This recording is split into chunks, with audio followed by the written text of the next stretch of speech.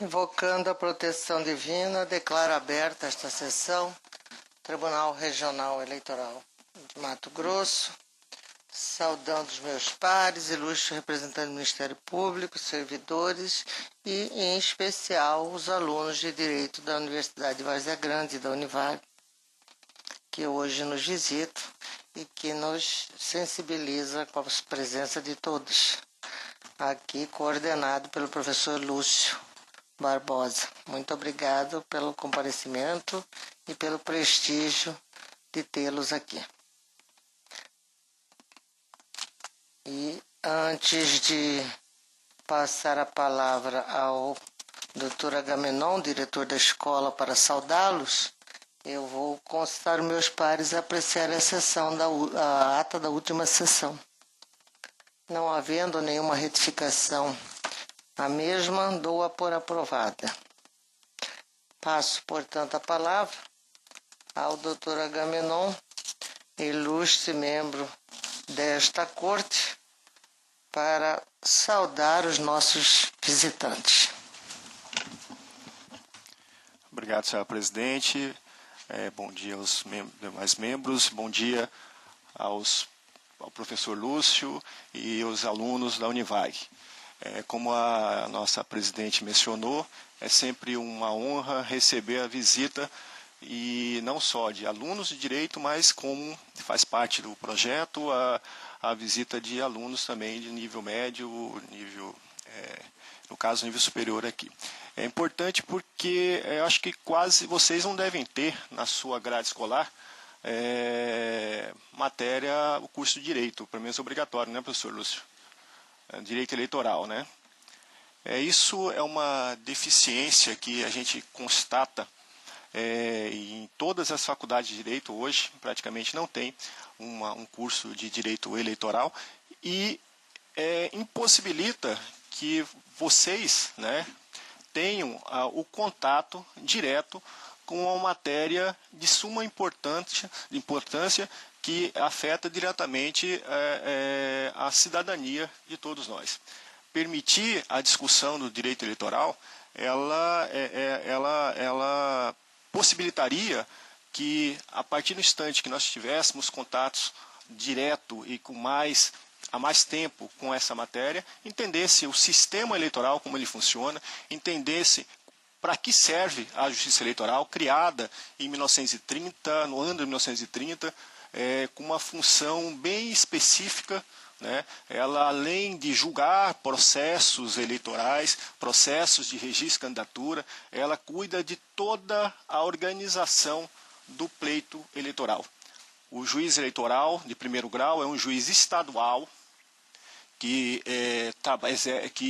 via de regra, nas comarcas do interior, são formadas via de regra por um juiz, ou se tiver mais de um juiz, há um revezamento desse juiz. No primeiro grau também são promotores eleitorais, e no segundo grau, que é aqui no Tribunal Regional Eleitoral, é formado por 2 desembargadores, aqui no nosso caso atualmente compondo muitos honras, a desembargadora Maria Helena, como a nossa presidente, o desembargador Luiz Ferreira, aqui do lado, que é nosso vice-presidente e corregedor. São um juiz federal, no caso é o Dr. Pedro Francisco, ali à nossa frente, juiz federal. 2 juízes estaduais, que é o Dr. Lídio, que está na frente, é um juiz criminal, e eu, Agamenal, como dizem alguns, né? Que sou juiz estadual também, e 2 juízes categoria jurídica, são advogados, o Dr. Ricardo Almeida e o Dr. Flávio ao meu lado. Compõe também a Corte Eleitoral, o Ministério Público Federal, e no caso, em segundo grau, é um procurador da República, Dr. Douglas, aqui presente, e hoje nós não temos a presença de nenhum advogado, aliás, temos 2 egressos da advocacia aqui, do desembargador Maria Helena e do desembargador Luiz Ferreira, e 2 advogados como membros, mas não na plateia, que é uma figura, é uma instituição essencial à justiça, porque sem um advogado não haveria a postulação, né, em juízo. Então, a função da justiça eleitoral é exatamente cuidar, garantir que a eleição ela transcorra da forma que dê igualdade, paridade a todos os envolvidos, cuidando desde o momento em que, na parte administrativa da urna, da sessão, se ela tem, a fiação está correta, se o local destinado à sessão ela atende a todos os requisitos de segurança, de acessibilidade, posteriormente aos registros dessa candidatura, ou seja, verificando se os candidatos que estão postulando, de fato, podem, de acordo com os requisitos de elegibilidade, os requisitos que estão previstos não só na Constituição, como nas nossas leis extraordinárias, ordinárias, elas tenham esse requisito. Posteriormente, após esse registro, o deferimento, temos o dia propriamente. Sim, durante o período, a questão dos abusos, eventualmente, que possam vir a acontecer, não só na propaganda eleitoral, mas na utilização de bem público de forma indevida, tudo é julgado pela Justiça Eleitoral. No momento da eleição, que é o dia que se garante a cidadania, a fiscalização para a boca de urna, a fiscalização durante o processo de propaganda irregular e a diplomação, que é o último ato, digamos assim, da eleição propriamente dita, e também caberia, eventualmente, recurso caso essa diplomação também tenha atingido ou alguma norma da lei, da lei eleitoral. Então, esse processo todo, ele é disciplinado por lei, tanto pela Constituição como pelo Código Eleitoral, como a lei das eleições, e garantido pela Justiça Eleitoral. Então, repito, a importância de você estar aqui para ter o conhecimento, senhor presidente, e eles terão a oportunidade de conhecer um pouco da nossa história, né? Passarão, através da professora Janes e do professor Nilson, em alguns ambientes aqui, e constatarão uma coisa que muitos não sabem, né? Que até estavam conversando esse dia, muitos colegas não sabem, inclusive, que aqui em Mato Grosso foi um protótipo, um dos protótipos da urna eletrônica, né? O nascimento da urna eletrônica. Mato Grosso também, o TRE de Mato Grosso, tem importância fundamental, porque um dos protótipos foram criados e idealizados pelo TRE aqui de Mato Grosso. Então, sejam muito bem-vindos e estejam sempre abertos para inteirados da importância de exercer de fato a cidadania, buscando informações sobre como funciona não só a justiça eleitoral, como o sistema eleitoral de maneira geral. Muito obrigado. Bem, na saudação do Dr. Agamenon aos senhores, eu fico sempre muito tentada a ouvir o grande mestre Pedro Francisco. Eu não posso deixar de passar batido sem ouvir pelo menos uma pequena palavra do mestre Pedro Francisco aos alunos, porque sempre que nós recebemos a grata visita de acadêmicos, de estudantes, o Dr. Pedro Francisco está sempre a nos dirigir palavras que ajudam o engrandecimento. Qual a palavra, mestre? Obrigado, desembargadora presidente. Bom dia a todos. De fato, o doutor Agamenon já fez aí uma saudação significativa sobre o papel da justiça eleitoral, né? E colocou uma situação que nós todos vivenciamos, que é o pouco interesse da academia pelo direito eleitoral, né? Nós encontramos muito raramente nos currículos das faculdades, dos cursos superiores, essa disciplina tão importante. Eu sou professor da UFMT e lá também nós convivemos com essa dificuldade, né? Estamos tentando incluir no nosso currículo como disciplina obrigatória o direito eleitoral, porque é uma disciplina jurídica extremamente importante e que hoje já se desponta como um espaço profissional muito significativo, né? Hoje temos advogados eleitoralistas que se dedicam exclusivamente à justiça eleitoral, ao direito eleitoral, e não deixa de ser uma atuação profissional muito importante.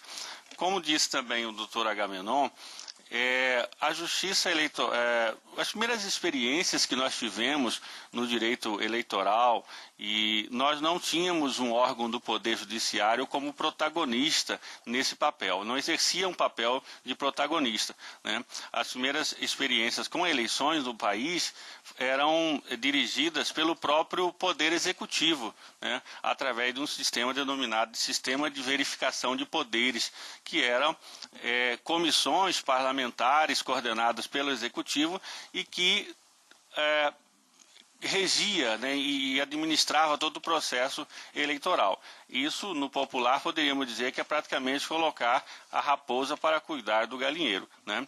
Porque nós precisávamos de um órgão isento para tratar desse tema.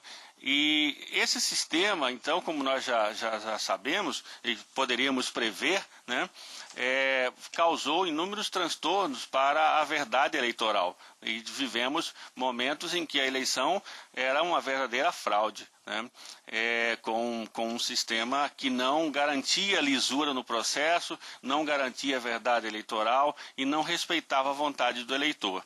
Algo novo somente aconteceu, como disse aqui o doutor Agamenon, na década de 1930, precisamente em 1932, né, com a criação da Justiça Eleitoral. Aí sim nós vamos ter um órgão do Poder Judiciário, né, exercendo um papel de protagonista nesse processo com a virtude da imparcialidade, né? Esse é o grande diferencial. Com essa composição que o doutor Agamenon disse aqui, é a mesma que foi da própria criação da Justiça Eleitoral.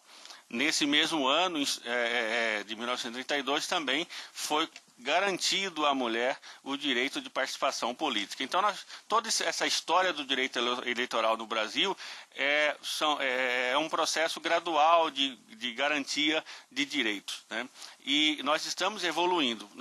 A partir da criação da Justiça Eleitoral, também não se pode imaginar que logo em seguida as eleições passaram a ser eleições limpas, né, e corretas. Não exatamente, né? Ainda passamos por momentos difíceis, né, e o maior problema nosso era com a questão da verdade eleitoral. Garantir que o voto depositado na urna fosse efetivamente o voto apurado. E nesse período, antes da urna eletrônica, vivemos momentos de situações como a eleição resolvida no bico da pena, que era uma outra expressão utilizada, né, que era praticamente resolvida por quem escrutinava os votos e manipulava o resultado, né? A urna eletrônica veio como uma solução para esse problema de garantir a verdade eleitoral. E hoje nós entendemos que a urna eletrônica atende satisfatoriamente a esse compromisso da verdade eleitoral. Mas ainda temos que evoluir. E hoje é na preservação da vontade do eleitor. Esse é o nosso grande desafio, evitar que o eleitor tenha sua vontade viciada pelo uso indevido dos meios de comunicação social, abuso do poder político, abuso do poder econômico. Para isso nós encontramos algumas ações que estão na legislação eleitoral, como a investigação judicial eleitoral, né, as representações contra a captação ilícita de sufrágio e algumas outras ações que merecem ser estudadas, né? Então, tudo isso é um momento atual que nós vivemos na Justiça Eleitoral, a necessidade de darmos mais um passo evolutivo no sentido de preservar a vontade do eleitor, né? E também de renovação na nossa legislação. Quer dizer, o nosso Código Eleitoral que aplicamos hoje é de 1965, né? Então, no auge da ditadura militar, né? Então, significa dizer que precisamos de reformas jurídicas, né, de todo o sistema eleitoral, e esses são assuntos que devem ser objeto de reflexão de todos nós, operadores do direito, da academia, né? Então, daí a necessidade realmente de ampliarmos esse debate. A escola eleitoral tem sido, tem promovido encontros, né? Agora mais recente, no mês de maio teremos encontro com faculdades também, exatamente para fomentar esse debate do direito eleitoral. Então, bem-vindos, muito obrigado, presidente, pela oportunidade, bem-vindos ao Tribunal Regional Eleitoral e que vocês realmente aproveitem essa oportunidade. Muito obrigado. Obrigado, doutor Pedro. Eu consulto o doutor Douglas, este jovem de 28 anos que hoje já participa de uma das mais belas carreiras e tem nos surpreendido com seu conhecimento jurídico e com seu equilíbrio na condução dos trabalhos aqui no Tribunal Eleitoral. Obrigado, senhora presidente. Eu gostaria de dar as boas-vindas aos alunos aqui da Univag no Tribunal Regional Eleitoral. Eu acho que tudo que tinha que ser explicado já foi bem explicado pelo Dr. Pedro e pelo Dr. Agamenon. Eu quero dizer que desejo que vocês aproveitem bastante essa oportunidade para conhecer como funciona o julgamento, como que são tomadas as decisões e conhecer um pouco aqui da história do tribunal. Dizer que estou à disposição para quem tiver algum tipo de questionamento, etc., especialmente ao fim da sessão. E é isso, desejo a todos vocês que aproveitem bastante essa visita e espero que em breve possamos vê-los aqui também, sentados aqui conosco, atuando na Justiça Eleitoral. Obrigado, senhora presidente. Obrigado a todos. Eu quero apenas sugerir aos nossos visitantes, nós temos hoje uma pequena pauta de 4 processos apenas, nós iremos julgá-los, os senhores terão a oportunidade de acompanhar e, na sequência, os senhores poderão, se quiser, fazer perguntas e tirar dúvidas. É isso, doutor Agamenon? Ou você queria inverter a ordem? Só lembrar uma coisa que o doutor Pedro Francisco mencionou e eu tinha esquecido de falar. Dia 11, a partir de 11 de maio, na semana de 11 de maio, a gente vai ter um curso de extensão. Eu acho que, não sei se você já tem conhecimento disso, para todas as faculdades de Direito aqui entre Cuiabá e Várzea Grande, né? Então foi disponibilizado, se não me engano, 40 vagas, né? 35 a 40 vagas para a Univag também. Só para lembrá-los, vai Dr. Douglas, vai estar, Dr. Pedro infelizmente não estará aqui a semana, aniversário do Dr. Pedro, né? Não estará aqui, o Antorídio vai dar aula também e vai ser interessante tê-los aqui durante uma semana inteira, aproveitando e compartilhando conhecimento. Ok. Nós vamos passar, então, a pauta. Os senhores poderão apreciar os julgamentos dos processos e, na sequência, ao fim, são apenas 4 processos, os senhores poderão fazer perguntas se alguma dúvida restar. Chamo a julgamento o processo número 1 da pauta, prestação de contas de candidato, deputado estadual, requerente, Dione Aparecido Rodrigues dos Santos, relator, doutor Flávio Alexandre Bertin, parecer pela declaração das contas como não prestadas. Vossa Excelência quer julgar em bloco com Eu gostaria, o número 2? Tendo em vista das matérias serem iguais. Correlatas. Eu chamo também a julgamento o processo 11.0172, prestação de conta de candidato cargo deputado estadual, requerente Ariana Regina Alves dos Santos, também doutor Flávio Alexandre Bertin é o relator, e o parecer pela declaração das contas como não prestadas, a exemplo do anterior. Com a palavra, doutor relator. Obrigado, senhora presidente, senhor vice-presidente, demais membros dessa casa, aos professores que acompanham os alunos, futuros advogados, na qualidade, como já disse meus antecessores, de egressos nesse tribunal pela ordem dos advogados. Eu dou as boas-vindas também a vocês e com a consciência de que amanhã estarei aí compartilhando os corredores dos fóruns juntamente com cada um e quero parabenizá-los por aqui estarem. Eu vou votar 2 processos. Me permite, senhora presidente, poder esclarecer um pouquinho a eles, até para que eles tenham a noção. Nós vamos votar 2 processos conjuntamente, por se tratar de matérias iguais, e para que, com isso, a pauta não fique tão extensa quando a gente tem aí vários processos para serem julgados. Inicialmente, o relatório do processo. Trata-se de procedimento instaurado pela Coordenadoria de Controle Interno de Auditoria, CCIA, objetivando a apresentação de prestação de contas de campanha do candidato a deputado estadual Dione Aparecido Rodrigues dos Santos, referente a eleições gerais de 2014.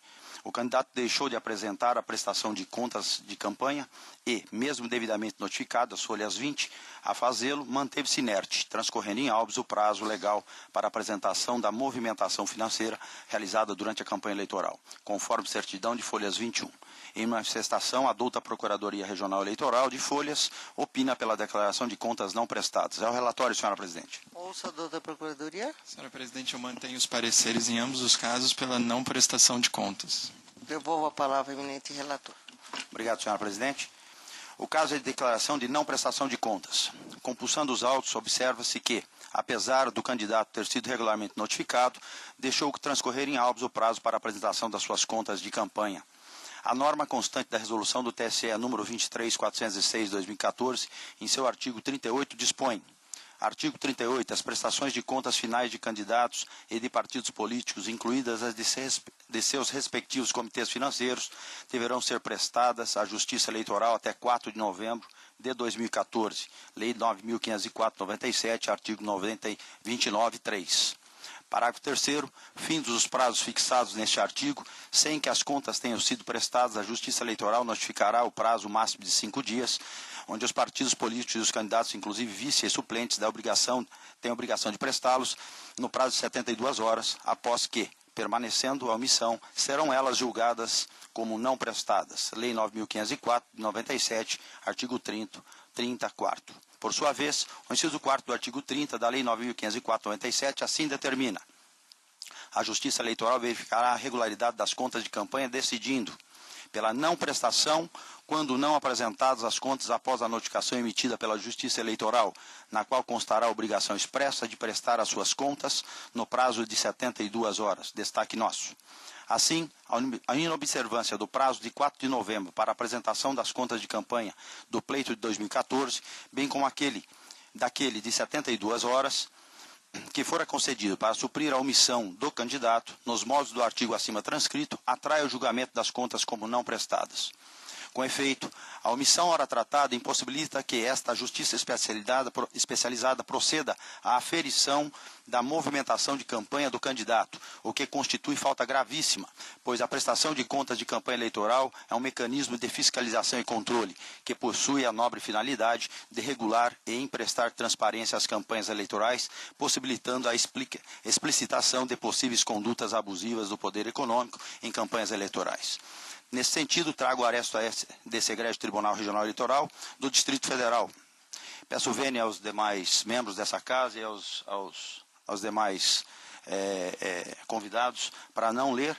É uma jurisprudência da relatoria de James Eduardo da Cruz de Moraes Oliveira, do TRE do Distrito Federal. Por derradeiro, em que pese particularmente também entender que os efeitos da vida civil pelo impedimento da obtenção da certidão de quitação eleitoral decorrente da declaração de contas não prestadas seja um tanto exacerbado, maiormente quando se tem conhecimento de que os eleitores são induzidos por partidos políticos e coligações a se lançar candidato com o fim específico de preencher o mínimo de 30% e o máximo de 70% para candidaturas de cada sexo, ainda assim não há como afastar, por enquanto, os reflexos dessa decisão. Com essas breves considerações, em consonância com o parecer ministerial, julgo não prestadas as contas do candidato Dione Aparecida Rodrigues dos Santos, com fulcro nos artigos 38 da resolução do TSE número 23.406/2014 e artigo 30 da Lei 9.504/97, referente à Lei das Eleições Gerais. Peço vênia aqui, Excelência, para dizer que num desses casos trata-se novamente do caso daquela cota onde as mulheres estão sempre presentes e acabam por sofrer aí essa questão da cota, aonde são induzidas, e a senhora, bem como representante das mulheres, defende essa posição nesse tribunal. Eu, inclusive, tomei conhecimento que, agora recentemente, uma servidora do nosso Estado perdeu seu ingresso num concurso em função exatamente nessa situação, porque não prestou conta. Ela é do interior e parece-me que, segundo o advogado, é uma questão que já foi passada por esse tribunal, as contas dela não foram prestadas. O advogado havia, inclusive, suscitado uma questão de ordem no processo, dizendo que onde ela estava a internet era muito lenta, muitas vezes não tinha internet, ela não tomou conhecimento disso. E o partido, óbvio, dentro daquela conduta que a gente normalmente vem aqui debatendo, acabou induzindo essa senhora, muito simples, e acabou ela sofrendo com essa não prestação de contas, sofrendo as penalidades por não ter aí condições depois de ingressar no concurso público. Fica aqui a minha sugestão para, de repente, a senhora já começar a fazer uma gestão junto ao TSE, para que a gente possa aí, ao longo do tempo, já visando as próximas eleições, tentar aí minimizar essas questões no tocante a já ir instruindo essas candidatas, essas mulheres que vão compor essa cota, dos reflexos que elas terão em não cumprir essas determinações a qual elas estariam afetas por essas eleições. Diante disso, Excelência, esse é como voto. O que o Dr. Flávio Bertin está dizendo é, em outras palavras, um assunto que tem sido bastante debatido aqui, até por mim levantado, no sentido de que as mulheres têm sido muitas vezes massa de manobra ao se utilizarem, aos partidos políticos, ao se utilizarem daquelas cotas que precisam ser preenchidas por mulheres, ao invés de politizar, criar mecanismo de levar essas mulheres até a consciência política, eles buscam, na grande maioria das vezes, pessoas humildes para cumprir apenas e tão somente um dispositivo da lei e depois as deixam ao léu. Acontece isso que os senhores acabaram de assistir, essas pessoas não são, o partido não se interessa mais, já passou o período eleitoral, elas têm as contas não prestadas e isso tem consequência. Se passar em concurso público não pode assumir, e infelizmente isso não lhes é esclarecido no momento certo. Em outras palavras, é isso que nós estamos a debater aqui. Colho, portanto, os votos. Como vota o Dr. Ricardo Gomes? Senhora Presidente, eu também quero dar boas-vindas ao professor Lúcio e aos alunos da Faculdade de Direito da Univag. Sejam bem-vindos. Quanto ao processo, eu acompanho o eminente relator.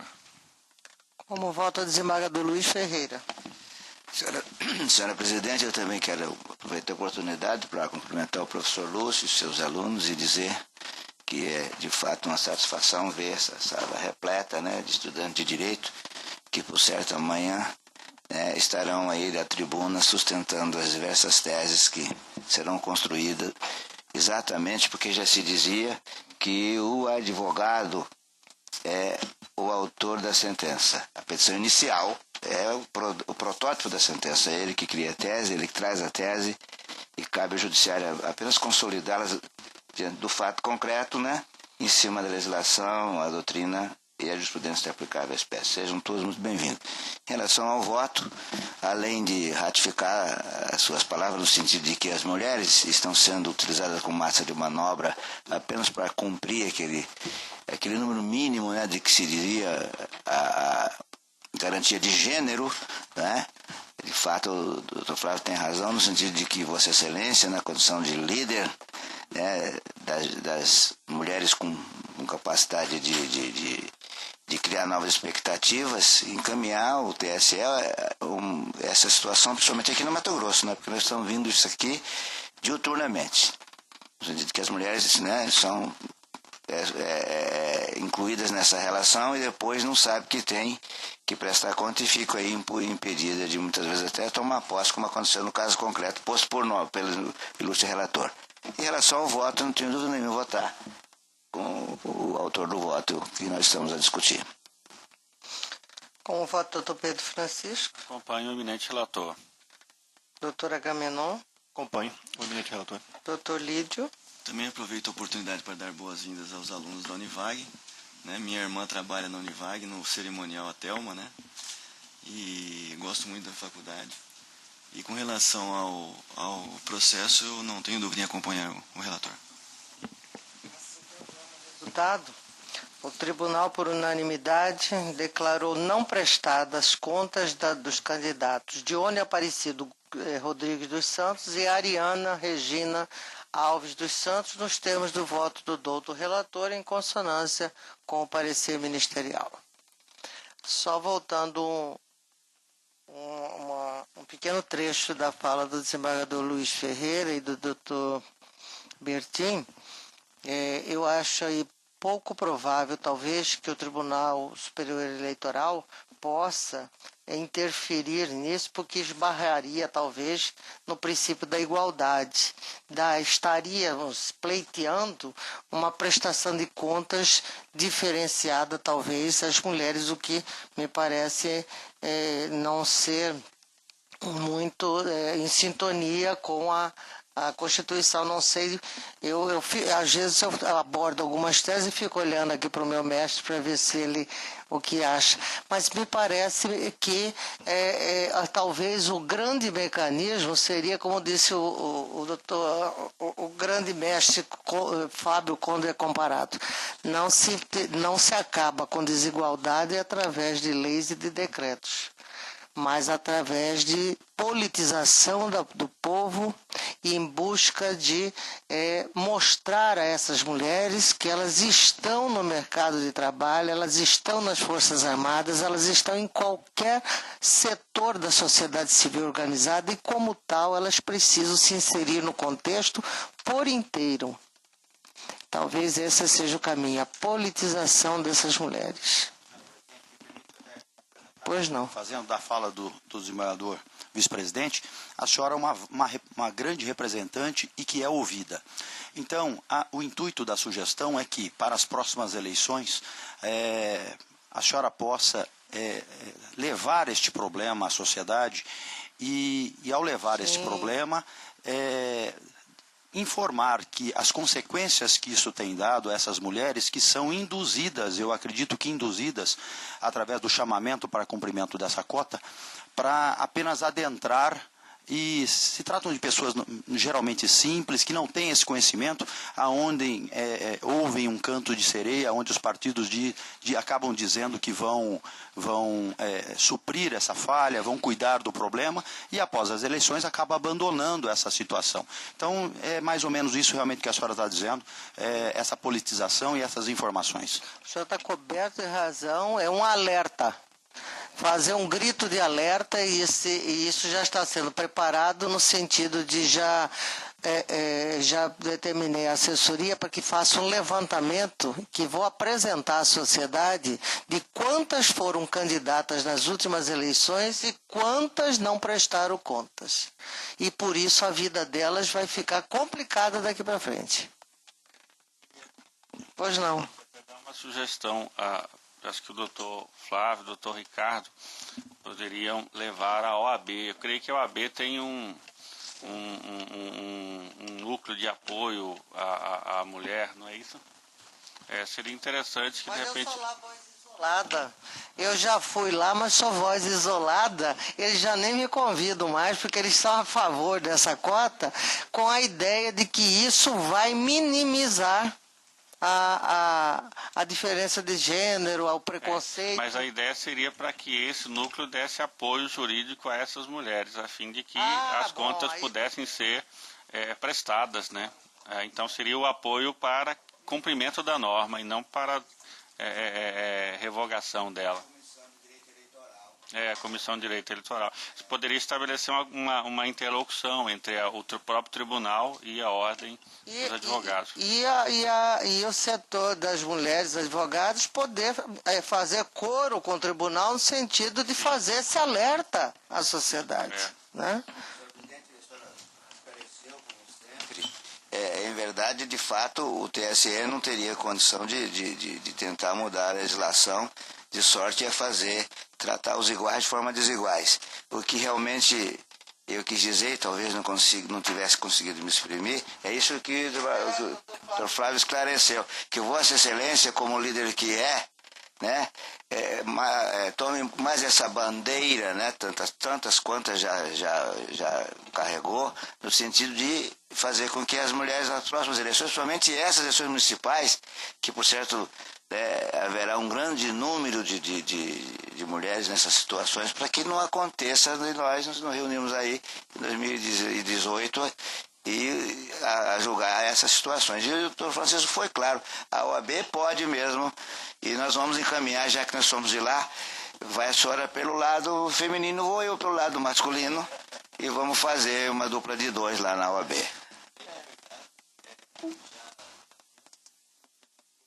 Porque antes era 70% homens e 30% mulheres, era específico na redação, né?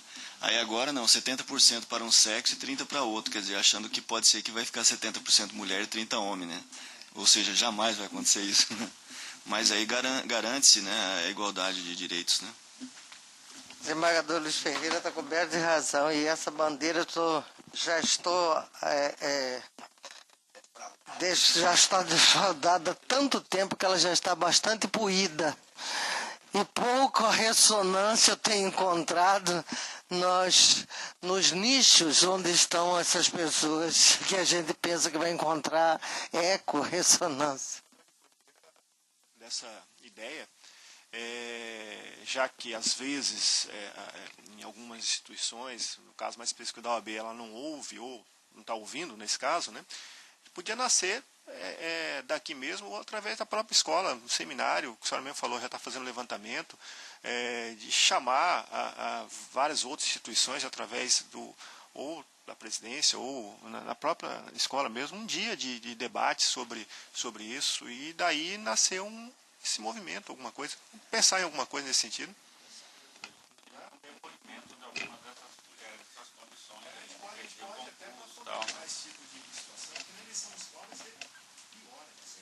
Usar a nossa assessoria de imprensa mesmo, né? Situações é infinitamente maior do que numa eleição estadual. Então a gente pode, com base nos dados que já está colhendo, a gente pensar em algo assim, a abrangência do prejuízo para as mulheres na eleição municipal é muito maior, né? Eu acho muito importante também, doutor Agamenon, fomentar esse debate.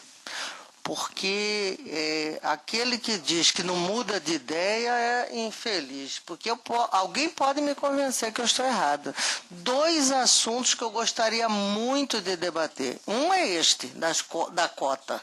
E o outro da outra cota para o ingresso nas universidades. E digo assim, rápidas palavras, né? O cidadão entra na cota para medicina, digamos. Vai procurar um livro ou um laboratório lá dentro da faculdade. Não encontra. O outro que não entrou vai lá na livraria Janine e compra o livro de R$2.000, depois você solta os dois no mercado de trabalho. É justo? Ou é mais uma esperteza das elites? Como foi a lei do ventre livre, como foi a lei sexagenária, já que ele não presta mais para trabalhar, vamos soltar para ele morrer à míngua, porque pelo menos na senzala ele tinha comida. Agora ele não tem mais força, deixa ele morrer à míngua. É preciso que estejamos atentos para essas espertezas das elites. Então eu estou de pleno acordo e estou pronta para debater, e alguém me convencer do contrário, eu ficarei até satisfeito. Isso não é comum a gente levar numa sessão, mas, via de regra, debatemos assuntos relacionados aos processos. Hoje estamos fazendo isso com os senhores aqui presentes, porque são assuntos que envolvem o interesse da sociedade, principalmente da sociedade acadêmica. Bem, chama a julgamento processo da relatoria desta feita, doutora Agamenon, que também parece-me que vai julgar em bloco. É o processo 102... Já tem que aumentar o grau do óculos. 102.985, 2014, 107.489, 2014. Prestação de contas, cargo de deputado estadual. O primeiro, Emanuel Mussa Amuí Pinheiro. E o segundo, Oséias Machado de Oliveira. Ambos da relatoria do doutor Agamenon, e comparecer pela aprovação de contas em ambos. Com a palavra, doutor relator. Traz prestação de contas do candidato a deputado estadual Emanuel Mussa Amuí Pinheiro. As folhas 18, a Coordenadoria de Controle Interno, e parecer técnico conclusivo, manifestou-se pela aprovação das contas. A douta Procuradoria opinou pela aprovação das mesmas. É o relatório. Senhora Presidente, o Ministério Público se manifesta pela aprovação das contas em ambos os casos. No caso do processo do candidato Emanuel, da análise dos autos, verifica-se que a requerente não fez campanha eleitoral por ter renunciado à sua candidatura. Faço aqui uma ressalva, senhora presidente, que a única diferença é que no caso do candidato Oséias não houve renúncia, tá? Mas no mais é idêntico. O Coordenador de Controle Interno manifestou-se pela aprovação das contas, uma vez que não restaram máculas nas mesmas. Diante disso, em consonância com o parecer técnico, bem como com o parecer da douta Procuradoria Regional Eleitoral, voto pela aprovação das contas apresentadas pelo candidato Emanuel Mussa Mui Pinheiro, relativo às eleições de 2014. É como voto, senhora presidente. Como voto, doutor Lídio? Um relator. Doutor Flávio Bertin? Eminente relator, senhora presidente. Doutor Ricardo Almeida? Acompanho o eminente relator, senhora presidente. Desembargador Luiz Ferreira? Com relator. Doutor Pedro? Acompanho o eminente relator. Proclamo o resultado.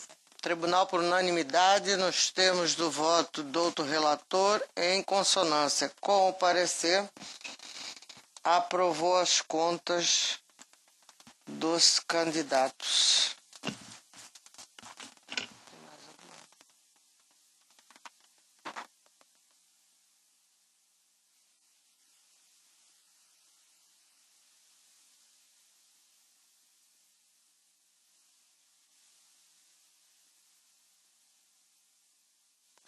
Nós estamos fazendo aqui aquele levantamento que eu já havia dito das mulheres que não prestaram contas.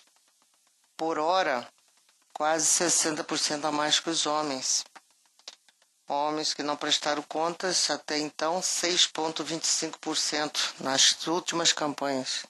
As mulheres que não prestaram contas até o momento, 10,06. Nós vamos concluir esse levantamento e vamos levar até a sociedade para que possa discutir o assunto. Eu deixo a palavra livre para alguém que queira se manifestar. Nada mais havendo, mais uma vez saudando os nossos visitantes, o professor que acompanha os alunos, o professor Lúcio Barbosa, nosso cordial agradecimento, que volte sempre a esta casa, estamos à inteira disposição de todos.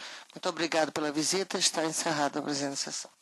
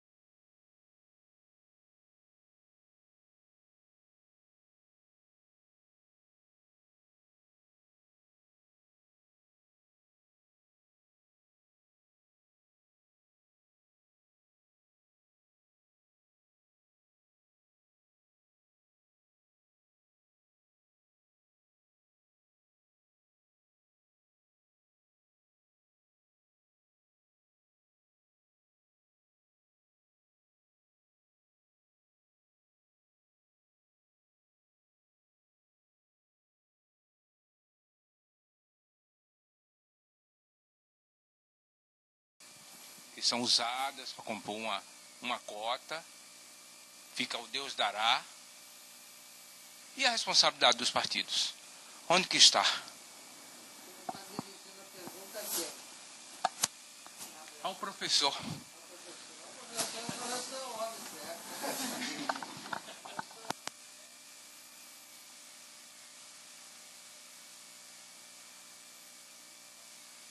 O tema ainda precisa, como foi colocado aqui, de um maior amadurecimento, né? Então, nós não temos ainda, pela legislação que possuímos, não há como imputar ao partido essa responsabilidade, né? A responsabilidade recai, ou as penalidades, na verdade, recaem sobre o candidato que deixou de apresentar as contas. Diferentemente, quando é o próprio partido que deixa de apresentar as suas contas. Aí haverá penalidade de não recebimento das cotas do fundo, do fundo partidário. Mas, nesse caso, a responsabilidade é do partido, né? Aliás, é do candidato, né? Então, o que nós precisamos aí é de uma evolução legislativa nesse sentido. Creio que poderia perfeitamente, poderíamos caminhar nesse sentido, mas há necessidade de uma melhor, de uma legislação um pouco mais abrangente, né? Como eu vejo. Só complementando, né, na legislação, e este tribunal já cassou, por provocação do Ministério Público, tempo de propaganda partidária gratuita de alguns partidos, exatamente por não promover e difundirem a participação feminina em suas inserções, né, nos termos da Lei 9.096 e 4, né, promover e difundir a participação política feminina, dedicando às mulheres o tempo que será fixado pelo órgão nacional de direção partidária. Então eu quero apenas dizer que, complementando, que os partidos políticos, como disse o professor, pode ter uma participação negativa, digamos assim. Mas eu quero dizer que o cerne da questão ainda está onde nós botamos o dedo. Onde as pessoas, o laboratório de toda essa questão de conscientização passa por caldeirões como os sindicatos, as associações, os centros acadêmicos das universidades, os órgãos de classe. A partir do momento em que a pessoa, e o cidadão e a cidadã em especial, no caso, estiver consciente dos seus deveres de cidadã, acredito eu que este problema irá ser minimizado. Mais alguma pergunta?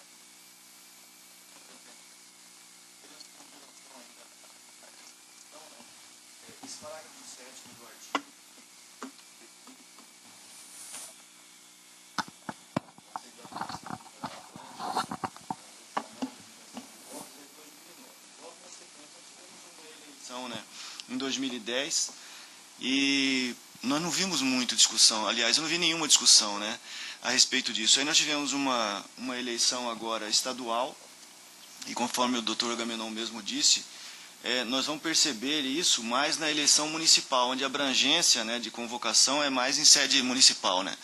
Então eu acho que essa bomba relógio ela vai explodir na próxima eleição, né, que vão perceber isso, porque as contas estão sendo julgadas agora, então os prejuízos são novos, né? E eu não vi, nós não sabemos se essa discussão em relação a isso que a presidente levantou é objeto de discussão nos outros tribunais também, né? Eu não sei disso, né? Nós estamos evoluindo isso, estamos amadurecendo, houve inclusive uma mudança na redação do voto do Dr. Flávio Bertin, quando surgiu a primeira discussão.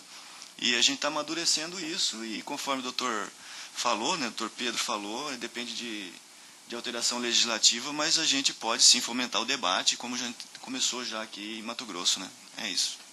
Pois não. Bom dia a todos vocês. Eu só quero agradecer porque é uma honra de estar aqui com vocês e que é difícil... Não, só quero agradecer mesmo a todos vocês, porque a gente sente tão pequeno perto de vocês, então, tão conhecimento que vocês têm, tá? Muito obrigado. E Deus abençoe vocês. Obrigada. Alguém mais? Bom dia. Bom dia. Bom dia, senhores, presidente, membro do Ministério Público.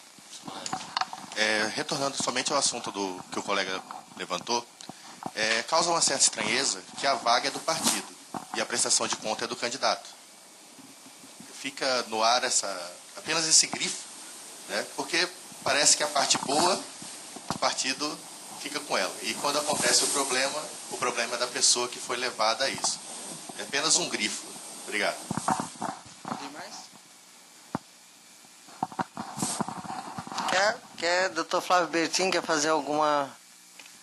A bem da verdade, isso não deixa de ser uma ótima observação. Quando você fala da parte boa, é exatamente isso que acontece. Eu vou usar como link o que o Dr. Lídio chamou agora, que é essa bomba relógio que vai vir nas eleições municipais. O que normalmente a gente vem percebendo? com o advento dessa questão em si, é que, normalmente, para se compor as questões das chapas partidárias dos candidatos, o partido não deixa de, vamos assim, entre aspas, manipular esses candidatos. Então, acaba indo buscar, nessa própria sociedade, a composição dessas cotas. Por interesse ou não, aí é uma mera observação, os partidos fazem o preenchimento desse número de candidatos. Isso é público e notório entre todos. Agora, é óbvio, para que ele vá buscar isto nessa sociedade, ele acaba buscando gente que tem conhecimento, instruída, e tem gente que não tem essa instrução. E quando eu disse anteriormente na questão daquele comentário do canto da sereia, é que os partidos é óbvio que vendem essa imagem, que tudo está ok, que o partido vai dar o respaldo, que o partido vai acabar cuidando dessas contas, ou dessa prestação de contas, pós-campanha. E o que a gente tem visto é que isso não acontece. O que bem disse a desembargadora presidente, ao passar a campanha eleitoral, o partido solta, vou usar um jargão popular, na banguela, né? E essas pessoas ficam ao léu. No caso das mulheres, aí a gente tem visto que a parcela é maior, é substancial nisso, é uma parcela muito maior. E os efeitos civis que acaba causando essa não prestação de contas, acaba sendo enorme, porque os prejuízos são enormes. Como eu bem relatei anteriormente, as pessoas, por exemplo, não podem ingressar num concurso público, porque ela não vai ter a sua quitação eleitoral, a sua prestação de contas. Então, como bem disse o nosso nobre professor, as questões são independentes ainda, tá? Existem duas prestações de contas, a do partido e a do candidato. Isto é de lei. Então, quando ele diz que é uma questão legislativa, é porque precisa mudar isto, na verdade, na base, que é a questão eleitoral. Vocês são responsáveis e também são importantes nisso. Porque no voto de vocês, com os candidatos de vocês, que vocês elegem, vocês podem sim cobrar. Vocês podem ser voz ativa junto com a senhora presidente, tá? Em levar para a discussão dentro da sala de aula, dentro da sua universidade, essa questão. As mulheres são importantes, têm que encabeçar, puxar essa bandeira, porque vocês sofrem diretamente. Tá? Hoje vocês estão aqui, são politizados, são já praticamente advogados, têm essa consciência. Mas a dona de casa, aquela ribeirinha, aquela senhora que é chamada, né, cai neste conto da sereia, é induzida, sentenciou, de certa maneira acaba dando alguma vantagem a essa senhora para concorrer, porque ela tem lá seus minguados meia dúzia de votos e acaba se servindo ao partido, é que sofre essa questão. Infelizmente, nós ainda estamos sujeitos a essa questão legislativa, como bem disse o doutor Pedro, mas começou-se. Não sei se em outros tribunais, como bem disse o doutor Lídio, mas o de Mato Grosso tem a consciência, através inclusive de um chamamento da senhora presidente. Eu vinha votando de uma maneira diferente ao rigor da lei e tenho inserido no meu voto um comentário com isso para fazer um chamamento com relação a essa questão, chamamento este que tem sim a autoria me permite falar dessa mulher, dessa grande mulher que representa o nosso Estado e o nosso tribunal, hoje na qualidade de presidente, que sensibilizou-se com essa questão e tem aí falado. Então, eu conclamo inclusive vocês, para que vocês dentro da universidade levem também esse debate, levem essa questão e lá possam também levantar essa bandeira. Obrigado. Consulto se há mais alguma pergunta. Pois não, professor.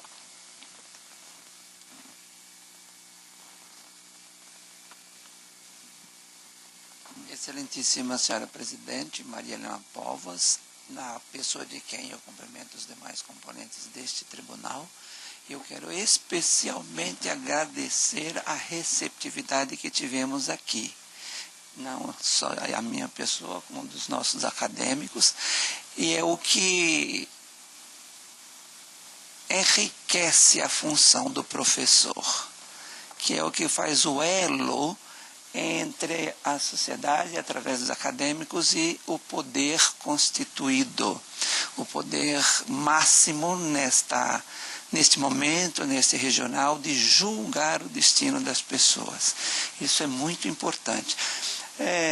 E nós fomos muito bem recebidos aqui, talvez mais do que nos outros órgãos, porque eu estou coordenando esse trabalho, somos muito bem recebidos em todos que nós vamos.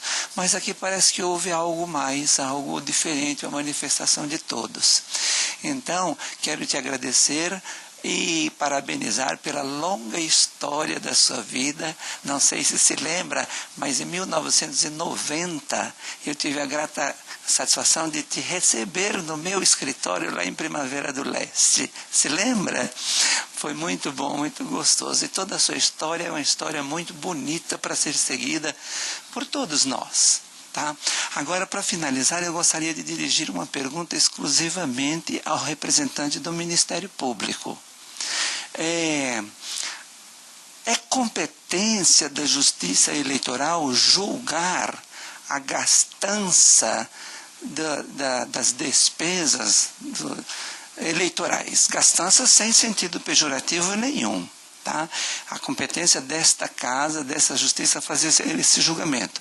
Agora a pergunta é a seguinte: por que não é do Tribunal de Contas? Na esfera estadual, o Tribunal de Contas do Estado, e na federal, o Tribunal de Contas da União. Porque não seria conflito de competências? Aí, por certo, ele vai responder: não, isso é determinação da Constituição. Tudo bem. E discute-se no Congresso Nacional hoje o financiamento das campanhas públicas, das campanhas eleitorais, por verba pública. E aí? Se vier a ser financiado por verba pública, ele continuará tendo o Tribunal Regional Eleitoral, ou melhor, a Justiça Eleitoral, competência para julgamento das prestações de conta? Essa é a pergunta. Obrigado.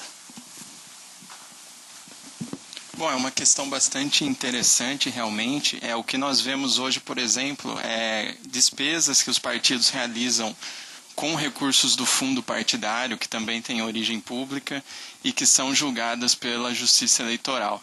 Eu acredito que, eventualmente, caso venha a surgir essa modificação e as campanhas passem a ser financiadas exclusivamente com recursos do fundo partidário, eu acredito que o mesmo entendimento é o que vai prevalecer. E aí, então, a Justiça Eleitoral também deve julgar essas despesas relacionadas especificamente à campanha e custeadas com verbas do fundo partidário, como já julga hoje no funcionamento normal dos partidos. Todos os anos, os partidos prestam contas aqui à Justiça Eleitoral dessas despesas que eles fazem com esses recursos do fundo partidário, e é evidente que aqui no TRE e nos juízes eleitorais existe um processo de fiscalização onde se verifica se essas verbas foram aplicadas em despesas relacionadas ao funcionamento do partido e se não foram utilizadas para outros fins, mas eu acredito que a lógica seja a mesma, embora seja bastante interessante a observação, uma vez que os tribunais de contas, no exercício da sua função de fiscalização, não jurisdicional, mas administrativa, também fiscalizam verbas, os recursos públicos do modo geral. Eventualmente, apenas assim, cogitando agora rapidamente, nós poderíamos tentar vislumbrar uma possibilidade de fiscalizações concomitantes. Eu não sei, isso daí seria um debate que teria que ser promovido no futuro. Vossa Excelência, me permite só uma intromissão? Seria aquela conta de gestão e contas de campanha, né? São situações distintas, apreciadas por órgãos distintos. Mais alguma pergunta? Desembargador, eles têm horário para ir embora, então a gente precisa fazer a visita memorial ainda. Se ela puder encerrar, eu agradeço. Então nós vamos encerrar, vamos agradecer mais uma vez a presença e voltem sempre aqui, professores. Essa casa estará sempre de portas abertas. Muito obrigado.